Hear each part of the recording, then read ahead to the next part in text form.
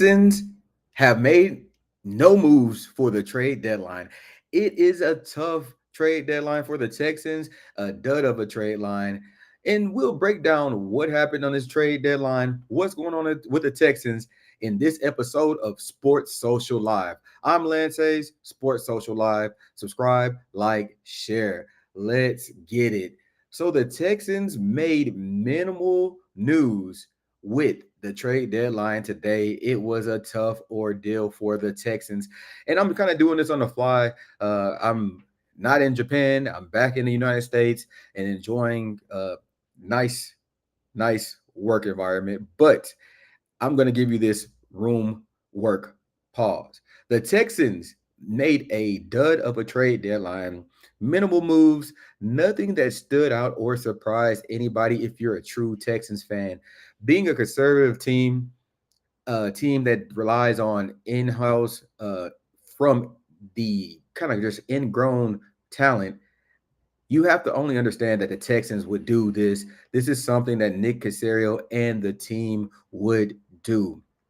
Tell me how you feel about the Texans making minimal moves on this trade deadline. We're going to roll right into it. The Texans made the move of getting a seventh round pick for defensive tackle, defensive lineman, Khalil Davis.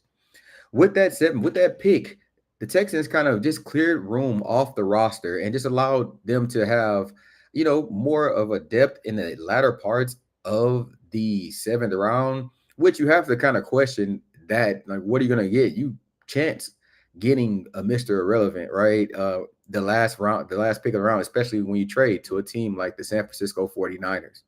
The Texans love the 49ers for some reason and love trading defensive linemen to them.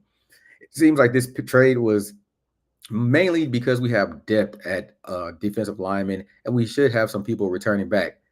I love the Texans and what they're doing, but this kind of dud of a move, it wasn't something that I saw coming, but it makes sense for the roster. Looking at the Houston Texans roster, you see just a lot of defensive lineman depth and a lot of depth at linebacker. They're doing a great job on the defensive side of the ball. You wish you would have gotten something for the DBs just to beef up that DB strength. Even saw videos of Xavier Howard out there on the football field, kind of just warming up and practicing. So the Texans are kind of one of those teams that are out of, I don't know. It's just weird to see that they are doing things kind of conservatively when you see all these teams that are in the contending frame or contending tier making a lot of moves for the divisions. Many fans and kind of content creators and analysts have the same kind of feelings that I have for this trade deadline. It's like you knew what the Texans would do. Everybody knew what the Texans would do, and it ended up happening. The Texans stayed conservative. They didn't get aggressive at offensive line. They didn't make the splash at the deadline that people wanted, but it just didn't really make sense. They didn't have much to get from the trade deadline. I mean, everybody wanted the Texans to reach for an offensive lineman, interior offensive lineman to be exact. But let's be clear, shooting for an interior offensive lineman in the middle of the season would not really be a recipe for success. It might not be a recipe for disaster because Ken Green is playing like a disaster of a person. I hope he gets better, but let's be clear, he is not playing well. So putting somebody that's a veteran in that position would be nice, but it definitely would be a difficult task and tough uphill battle for the Texans offensive line. Knowing that the Texans kind of just took it slow on the offensive line and didn't just push it, especially when you have so much money invested in the offensive line. So I totally understand the lack of activity in the offensive line. You wish they did. You wish something would have happened, but the likelihood was slim to none for the Houston Texans. And I understand why. So it raises concerns that Nick Caserio is being too conservative. It raises concerns that D'Amico is relying on these pieces that could possibly get CJ Stroud injured or hurt going down a stretch, and you lose your franchise quarterback who has been making Bobby Slowick look decent. Nonetheless, he has to run for his life. both in the short and long term. What are the impacts of this? Nick Caserio, it's kind of like he's betting on next year. He's betting on 2025. That's what I kind of have a vision for. He wants to get young. He's trying to bank on those later round picks to build depth on the team to possibly make some offseason trades. I definitely hope there's a restructuring of contracts going forward, especially of Laramie Tunsil's contract and Titus Howard. You see that they're probably going to have to get their contracts reworked in some way, in some shape, form, or fashion. They're really heavy contracts, and you're not getting the value from those members. So does he go for a restructuring of the contract and kind of be elongating Laramie Tunsil? Because you're not getting the $25 million worth this year. It's just evident based off of the facts. So this trade deadline kind of shows you the strategy. The Texans are conservative. They don't really make moves in this deadline area trade deadline area, except for back in the day with the Saints running back. I mean, he kind of made that move there, but I don't think that the Texans were going to do anything with this move. So you get a 7th-round pick for a backup line. You got a 7th-round pick out there sent to the 49ers, and that just kind of is what it is for the Texans on the trade deadline. How do you feel about the trade deadline for the Texans? I know a lot of people are mad, man. I saw the DBs practicing. I did want a DB, but why reach for a DB when you have depth? You have Akuda coming up to the roster. They're activating him. You have other people becoming healthy. You have a young DB core, Ward's out there with one growing, still attached. Why change? Why? I get the defensive side, but the offensive side of the ball definitely raises concerns. This also kind of rolls into something that I wanted to discuss with the Kenyon Green benching.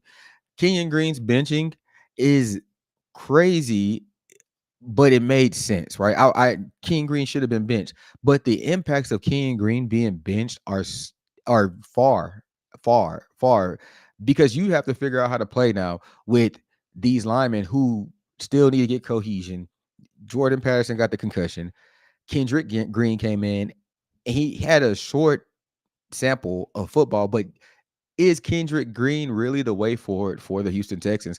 Um, he had a hard time out there against a phenomenal defensive lineman, but that's a top tier defensive lineman. So I question the thought process behind the Houston Texans with this disaster of an O line. The Kenyon Green play really has impacted the O line. The Texans bet on Kenyon Green, and the bet failed. That 1st-round pick, all the money spent into the offensive line is looking like the Texans are terrible at offensive line evaluations. The Houston Texans are in trouble with offensive line unless they right the ship. But a lot of things kind of go into that offensive line play. And I've mentioned before, it goes from the offensive coordinator calling plays that just don't fit the personnel down to the personnel not fitting the NFL. The Texans have to do better and fix this offensive line from the team. I mean, I also believe that one key injury that people fail to talk about enough is Brevin Jordan. Brevin Jordan was the athletic blocking tight end that you had to assist the offensive line. He can get after it. He assisted in your run game, and he was able to make the downfield catches that you needed because he was a huge, big body. The impact of Brevin Jordan is crazy, and it just kind of it's one of those hidden gems that you don't understand the impact until it's gone. Yes, you have Cade Stover, but a Brevin Jordan would have been a phenomenal fit for the Houston Texans, and I would have loved to see him play in this game. But the elephant in the room and what everybody's still talking about is this offensive line. It's the Achilles heel of the Texans, especially in the second half, once they get winded and the defensive coordinator start catching wind of the plays that Bobby Slowick is calling. The offensive line is the Achilles heels of the Texans. They are overpaid and not aggressive enough for the Houston Texans. The lack of a trade deadline move to address the offensive line is concerning. It's extremely concerning and frustrating for true fans like myself, real Houstonians, real people who have been there since 1999. When I was in elementary, writing and seeing if I can get the Texans logo when they already had it picked. I remember the announcement on KPRC, I believe. I remember all the things that came out. I'm a fan, and this lack at of the trade deadline moves, it makes sense. But as a fan, I'm so frustrated because I want to see the Texans do something, man. I want to see them protect this franchise quarterback. But the the businessman in me says it wasn't going to happen. So, some questions to address. How do the Texans address the offensive line? How do they do it going forward? Patterson's banged up head, which is the concussion theory, but how are they letting Tua come back? It's a whole nother subject. Can we get Patterson back on the field? With his short sample size, what's going to happen with him? Is he going to be able to block those tough Detroit linemen, defensive linemen? It's going to be difficult for Patterson. It's going to be difficult for King Green. Does Bobby Slowick and the offensive line coach, do they make adjustments on the offensive line, move Tyus Howard to guard? What kind of shuffling can they do with the Houston Texans? I want to see what happens with them. Show me something. Show me you have life. Show me you're competitive. I want to see that. Is the mix of internal moves, is it going to be beneficial for CJ Stroud? Is he going to have confidence throwing behind an offensive line that has been shuffled, mixed, battered, torn, bruised, and just they have a lack of confidence, and you can see that lack of confidence kind of going towards CJ. He's gun shy. He's getting gun shy like David Carr. I only remember David Carr from going to live games sometime, and I see David Carr just curl up in a ball before people even came through the line. That it looks like what we're coming up against for the Texans, and I hate to see it, man. I hate to see it. I hate to see it because we have people like Joe Mixon running his ass off for the Houston Texans. Joe Mixon is balling out. He's a lone bright spot for the Houston Texans, and we can't even kind of get him going. And it's sad.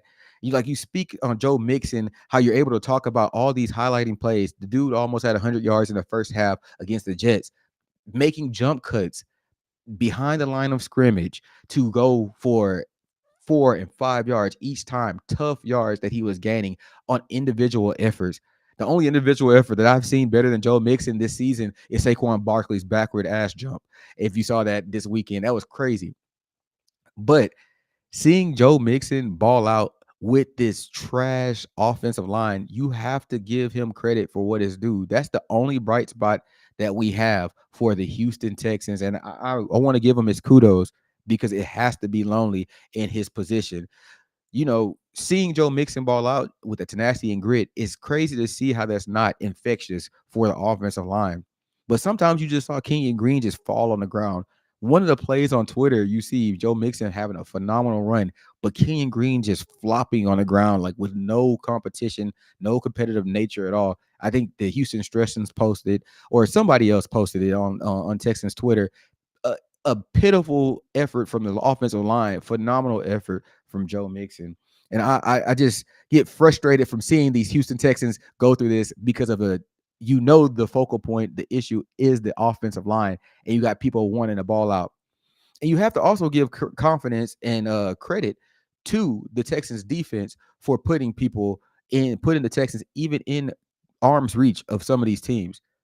A defense that gave up 21 points to the Jets, that's fine to me. I'm okay. They could have tackled better. We get it. But for what they're up against with missing Aziz Al-Shire, missing having a banged up Ward, you're missing key fixtures and running a hodgepodge of linebackers who run laterally all throughout the game. The Texans balled out on defense. They're one of the top front sevens in the league. If they fix the DB issues with the younger DBs, the Texans are going to be okay. Bringing up Jeff Okudah and filling up that depth, and maybe you switch out him and Ross, you have a solid DB core. I think Okudah still has something left in the tank. I thought he was trash, but maybe he has something left in the tank to assist the Texans to add that depth and kind of spell Petrie. I also want to see something from the Texans defense. I think that I got something for that. I also want to see the Texans defense kind of use their defense a little bit more and go to a 4-3. You have Devin White. You brought him in to kind of go against these bigger AFC teams. So I want to see how they can go 4-3 against these defenses. bring in Autry to go down to the D tackle, or maybe go, spill Will Anderson sometimes. But using these bigger guys like White, once he gets his breath under him, which I think he's going to have a great week. He's been doing well. Autry balling out. And then just seeing how these linebackers come in and play with the Houston Texans is going to be something special to see. I think the Texans defense, and I forgot to change the slide over here. I think the Texans defense is going to be one of the only bright spot, along with Joe Mixon. The Texans defense will be a bright spot for the team. It's gonna be a great thing to watch the Texans defense, but they have to get some of that infectious tenacity over to the offensive line, and that's what they're missing. I I also have one more take today, and I just want to know how people feel about the Houston Texans. Like, what is your true feeling about the team? The NFL, I think it was CBS, had the Texans ranked in the power rankings at number 13 in the league. How do you feel about that? I'll give you time to think about that. You can drop it in chat. If you're using the chat below, we have different people on different platforms. Let me know how you feel about the Houston Texans kind of being ranked at number 13 in a league. I'll talk about it. I believe the Texans, that's fair. That's fair for the Texans to be ranked number 13 in the league. And you gotta it makes sense. I'm not about to sit here and say that the Texans should be higher or any higher than that, because 13, with all the issues that the Texans have going on, 13 makes sense. 13 is a fair rating for the Texans as a whole, because the offensive issues are in a dire state right now. I don't think that Bobby Slowick is a good offensive coordinator, but he will constantly get critical acclaim. I think he has not been able to outcoach his offensive line issues, nor adjust in the second half as an offense. So number 13 makes sense. If the Texans offensive line is just average, the Texans will be one of the top, I'll say top 7 teams. They'll be a top 7 team for sure if the offensive line is up. I think my lips are not matching up to the thing, but let me know how you feel about this. We have a game coming up with the Detroit Lions. How will the Texans kind of do with the Detroit Lions? I think it'll be difficult, to say the least. I want to see how the Texans play against the Detroit Lions. I think the Vegas is trying to trap a lot of people, and I'm not going to fall for the trap against the Detroit Lions at all. I am not going to fall for the trap. I think the Texans are going to have a difficult game, though. That point spread is going to be something to kind of watch, but I think the Texans are in for a game, and the Detroit Lions offensive line is going to show the Texans how to play offensive line. So can the Texans defense keep us in the game? The world will want to see. I question it. I question it. The Jets were a good team, and the Texans had a difficult time against the Jets. The Jets were powerful. They had the defense that was clicking on all cylinders. They had the offense that has the weapons, and a 40-year-old savvy veteran who is drinking cayenne pepper juice. The Jets powering through that. So, hey, you cannot blame that. All you can do is blame Bobby Slowick for not running a good offense. How do you feel about the Texans going out there this week? Tell me your thoughts. The Texans are rolling into NRG Stadium, Battle Red, playing the Detroit Lions in blue. It's like the Bloods versus Crips out here. It's going to be a crazy game. Nick Caserio said he's going to remain conservative. D'Amico Ryans is putting faith in his offensive line. Bobby Slowick is looking stoic, I guess. I don't know what Bobby Slowick's doing. Let's see what happens with the Houston Texans. I'm Lance Hayes. This is Sports Social Live, going live.